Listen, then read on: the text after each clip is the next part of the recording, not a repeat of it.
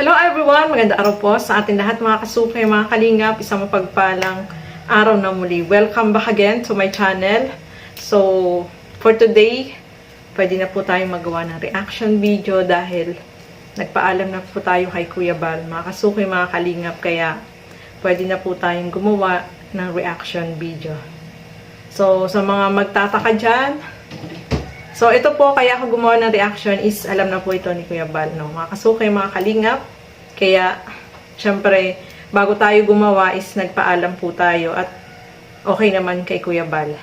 So, for today's vlog, mga kasuke, pag-uusapan natin about dito kay Rina. So, nagulat tayo, naku, marami yung talagang nagugulat sa mga improvement ni Rina. So, pag-uusapan po natin sa video na ito. Pero bago natin simulan yan, huwag niyo pong kakalimutang mag-subscribe at Santos Matubang, Kalinga Frab at Edna Vlogs. At support po natin, Roda Mix Vlog, no?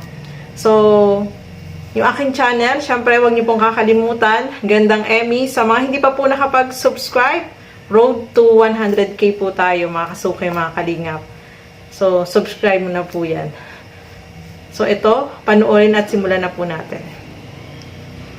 Welcome to my channel.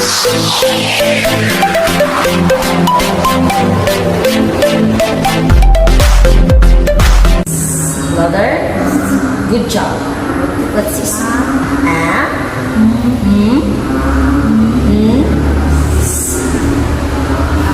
No, what's the sound of the seven? Very good. Good job. Okay. So, si Teacher Jackie, ayan, kumusta naman si Rina, teacher? Hi, hello po. Good afternoon po.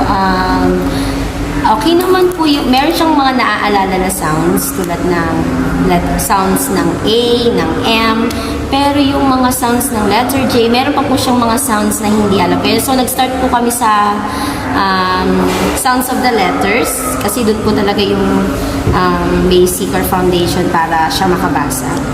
May mga naaalala po siyang sounds, pero hindi po lahat ng sounds ng letters ay naaalala niya.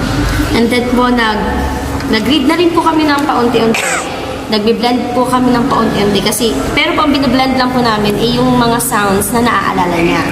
So, ibig sabihin po, ulit-ulitin ko pa po yung mga sounds para magkaroon siya ng retention at maalala niya yung mga sounds ng letters. And at the same time po, nag-starting kami ng basic sight words tulad ng the at ng you.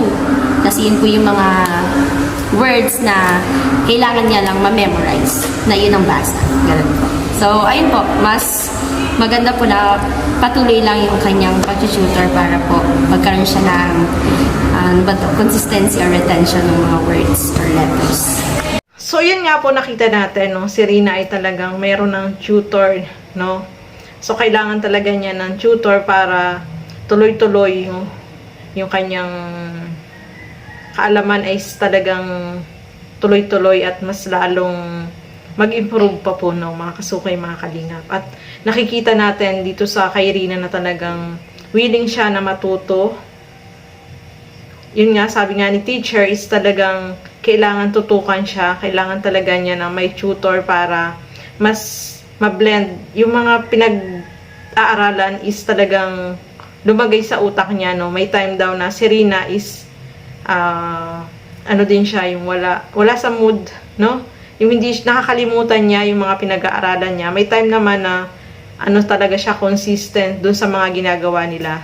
So maganda po talaga 'yan na pagtuunan talaga ng pansin itong pag-aaral ni Rina, lalo na yung tutor niya ay talagang nakikita natin na madaling matututo itong si Rina, no. Kasi nakapokus talaga sa kanya, no, mga kasukay, mga kalingap. At yung isip ni Rina ay talagang sa pag-aaral nakapokus, no. So maganda po yan, mga kasukay, mga kalingap. At tuloy-tuloy yung yung pag-tutor sa kanya, no.